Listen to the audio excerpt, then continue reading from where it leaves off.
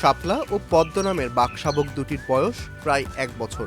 তবে আকারে বাঘশাবক দুটো ইতিমধ্যে বেশ বড় হয়ে গেছে।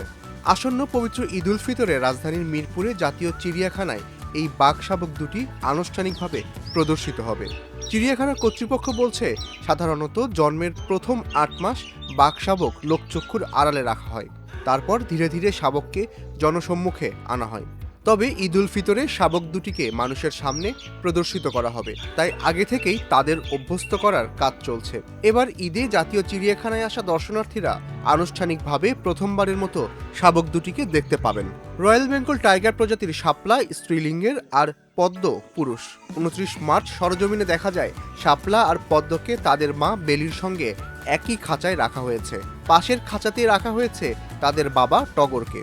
এই দুটি বাঘশাবক সহ জাতীয় চিড়িয়াখানায় বাঘের সংখ্যা দাঁড়িয়েছে ১৩টিতে। জাতীয় চিড়িয়াখানায় যত পশু পাখি স্বচক্ষে দেখার সুযোগ থাকে তা দেশের আর কোথাও সম্ভব নয়। পশু পাখির প্রতি আগ্রহের জায়গা থেকে চিড়িয়াখানায় আসা দর্শনার্থীদের মধ্যে উল্লেখযোগ্য সংখ্যক থাকে শিশু কিশোর। আর চিড়িয়াখানায় বৃহদাকৃতির প্রাণীর প্রতিও তাদের আগ্রহ একটু বেশিই থাকে।